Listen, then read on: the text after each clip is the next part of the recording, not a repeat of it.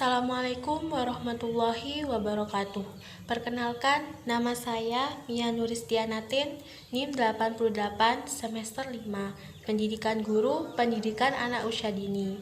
Video ini dibuat untuk memenuhi tugas ujian akhir semester mata kuliah Kemahiran Berkomunikasi yang dosen pengampu Bapak Angga Fitriono SPD MPD. Nah, di video ini saya akan menjadi pemateri dalam acara webinar. Assalamualaikum warahmatullahi wabarakatuh. Salam sejahtera bagi kita semua. Nah, untuk materi webinar kali ini yaitu tentang metodologi perkembangan kemampuan motorik halus dan kasar anak usia dini. Yang pertama, pengertian perkembangan motorik. Motorik berasal dari kata bahasa Inggris, yaitu motor ability, yang artinya kemampuan gerak. Motor adalah aktivitas yang sangat penting untuk manusia, karena dengan melakukan gerakan, manusia bisa mencapai atau mewujudkan harapan yang diinginkannya. Motorik yang juga merupakan suatu terjemahan dari kata motor yang berarti adakah awal terjadinya suatu gerakan yang dilakukan. Nah, perkembangan motorik diartikan sebagai perkembangan dari unsur kematangan dan pengendalian gerak tubuh. Ada 3 unsur yang menentukan dalam perkembangan motorik, yaitu yang pertama otak, saraf, dan otot. Sedangkan keterampilan motorik yaitu perkembangan kematangan seseorang dalam mengendalikan gerak tubuhnya dan menggunakan otak menjadi pusat pengendalian gerak. Gerakan dibedakan menjadi 2 macam. Yang pertama, gerak yang menggunakan otot besar atau kasar, dan gerak yang menggunakan otot kecil atau halus. Prinsip perkembangan motorik. Yang pertama yaitu perkembangan motorik bergantung pada kematangan otot dan saraf. Prinsip-prinsip perkembangan motorik utamanya tergantung pada saraf dan otot. Jadi, jika pusat saraf dan otot anak dapat bekerja dengan baik dan optimal, maka dalam prinsip perkembangan motoriknya akan terpenuhi.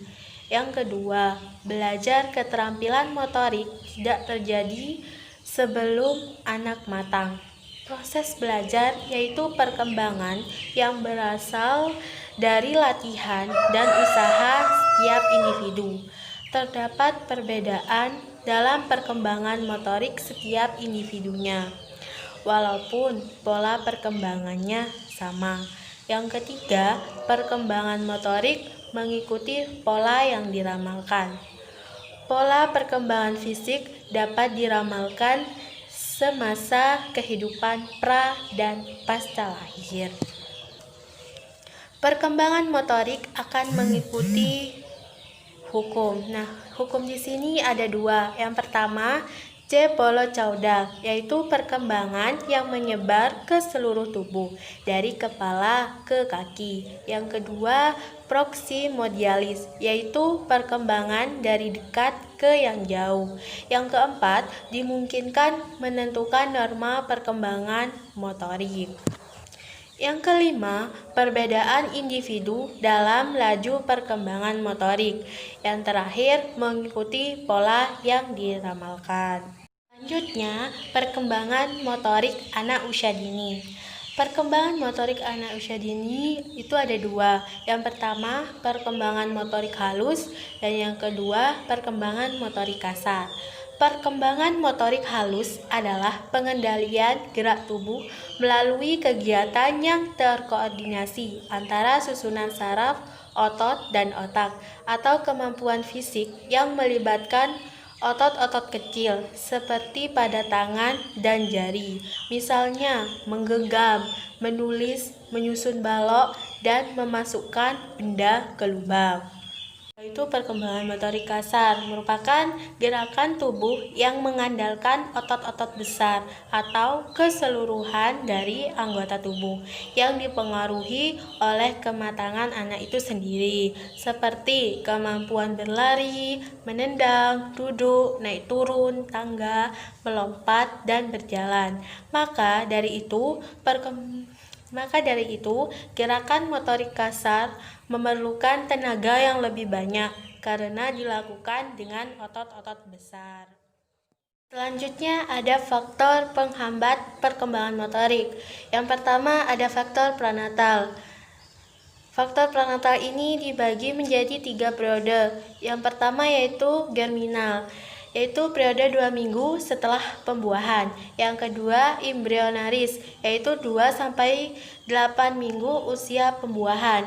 Yang ketiga itu fetal, 2-9 bulan. Yang kedua ada faktor genetis, yang terdiri dari fenilketonuria, adalah suatu kelainan genetik yang menyebabkan keterbelakangan mental dan hiperaktif. Yang kedua, Down syndrome, merupakan keterbelakangan mental yang disebabkan oleh kromosom tambahan. Yang ketiga itu ada anemia sel sabit, merupakan kelainan genetis yang mempengaruhi sel darah merah. Yang keempat ada Klinefelter syndrome, yaitu kelainan genetis pada laki-laki yang memiliki kromosom X ekstra atau tambahan yang menyebabkan susunan kromosomnya menjadi XXYY. Yang kelima ada Turner syndrome, yaitu kelainan genetis pada perempuan yang kehilangan satu kromosom X yang menyebabkan susunan kromosomnya menjadi XO. Yang terakhir itu ada XYY syndrome, ialah kelainan genetis pada laki-laki yang memiliki satu kromosom Y ekstra.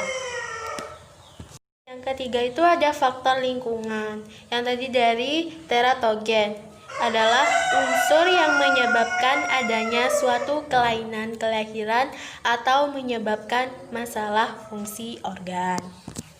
Yang kedua ada penyakit dan kondisi ibu. Rubella dapat mengakibatkan keterbelakangan mental, kebutaan, ketulian, dan kelainan jantung. Yang ketiga itu ada usia ibu. Bayi yang dilahirkan remaja sering prematur. Yang keempat itu ada gizi anak yang dilahirkan oleh ibu yang kekurangan gizi cenderung cacat. Yang kelima itu ada keadaan dan ketegangan emosi yang mengakibatkan ketidakteraturan dalam pemasokan udara kepada bayi. Selanjutnya ada obat-obatan. Sejumlah bayi lahir cacat karena obat yang dikonsumsi oleh ibunya merusak janin yang sedang berkembang. Yang terakhir ada bahaya lingkungan, radiasi dapat menyebabkan mutasi gen. Yang keempat ada faktor prenatal, yang terdiri dari yang pertama yaitu melahirkan terlalu cepat, dapat mengganggu aliran normal darah bayi, dan tekanan pada kepala bayi dapat menyebabkan pendarahan. Selanjutnya ada sungsang, posisi di dalam rahim yang menyebabkan masalah pernafasan. Yang ketiga itu ada pembedahan sesar, dapat menyebabkan tingkat infeksi tinggi pada ibu dan stres yang menyertai pembedahan. Ada dampak ketidaktuntasan perkembangan motorik, yang terdiri dari yang pertama itu ada terlambat bicara. Terlambat bicara sering kita sebut atau kita kenal yaitu dengan speed delay, adalah kondisi ketika seorang anak mendapatkan suatu kesulitan dalam hal mengekspresikan perasaan atau keinginannya pada orang lain. Yang kedua itu ada sulit konsentrasi. Sulit konsentrasi adalah suatu gangguan pada otak yang mengakibatkan kesulitan konsentrasi dan pemusatan perhatian. Yang ketiga itu ada kesulitan baca tulis. Setiap anak lahir dengan kelebihan dan kekurangannya masing-masing. Namun sebagai orang tua pasti merasa panik jika anak menunjukkan gejala sulit membaca dan menulis. Yang keempat, ada barang mudah rusak atau hilang. Bagi seorang anak, mainan bukanlah sekedar benda tak bernyawa yang bisa digunakan untuk bermain. Yang kelima itu ada emosi labil.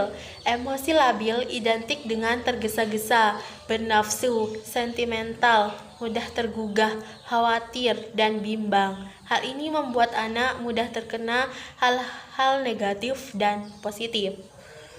Selanjutnya ada contoh kegiatan permainan yang mengembangkan kemampuan motorik anak. Yang pertama itu menggunting dan menempel kertas.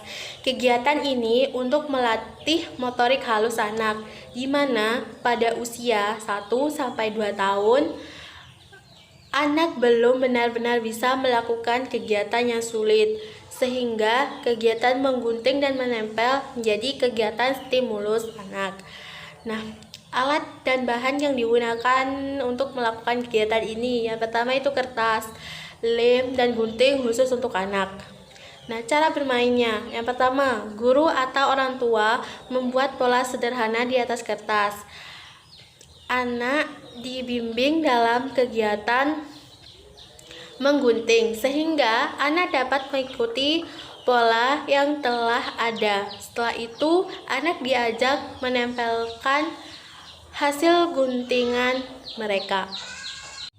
Nah, manfaat dari kegiatan tersebut, yang pertama itu melatih otot tangan dan jari anak, sehingga mulai terlatih dan terbiasa. Yang kedua, mengenalkan pola-pola sederhana. Yang ketiga, mengenalkan anak soal gunting, lem, dan kertas. Hal-hal yang membahayakan jika dilakukan sendiri. Nah, di gambar di slide itu ada anak menempel kertas yang dipotong kecil-kecil ke gambar payung. Yang kedua itu ada lompat tali. Permainan lompat tali. Biasanya permainan ini dimainkan anak usia 5-6 tahun dan merupakan motorik kasar. Lompat tali adalah permainan tradisional yang diharuskan melompat melewati tali yang dirangkai dari tali karet. Permainan lompat tali sudah muncul sejak Belanda menjajah Indonesia. Awalnya, permainan ini dimainkan oleh anak-anak Belanda yang ada di Indonesia. Alat dan bahan yang digunakan untuk membuat lompat tali ini yaitu karet. Langkah-langkah bermain lompat tali, yang pertama, satu persatu karet dirangkai sehingga menjadi tali. Yang kedua, permainan dimainkan oleh 3 orang atau lebih. Yang ketiga, ada 2 orang sebagai pemegang tali, yang lainnya bertugas melompati karet. Yang keempat, ada ketinggian karet dimulai dari mata kaki hingga mencapai kepala, bahkan tangan yang diacungkan ke atas. Selanjutnya, ketinggian hingga bagian dada mengharuskan peserta melompat tanpa mengenai karet atau tali. Nah, selanjutnya, jika pemain mengenai karet atau terjerat karet, maka pemain gugur dan bergantian dengan si pemegang karet. Selanjutnya ada jika semua permainan sudah berhasil melewati tantangan lompatan dengan ketinggian akhir, maka permainan akan diulang dari awal. Begitu seterusnya. Yang terakhir ada pemain yang tidak bisa melompati tali, maka dikeluarkan dari permainan dan menggantikan posisi teman yang memegang tali.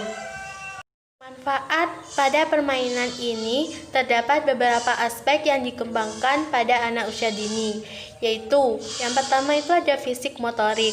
Anak mampu melakukan gerakan tubuh secara terkoordinasi untuk melatih keseimbangan dan kelincahan ketika anak melompati tali agar tidak terjatuh. Anak dapat melakukan gerakan melompat, meloncat, dan berlari secara terkoordinasi saat bermain. Kognitif anak akan dilatih untuk memikirkan strategi dalam permainan ini, seperti ketika anak memikirkan cara melompat tali tanpa tersentuh tali tersebut.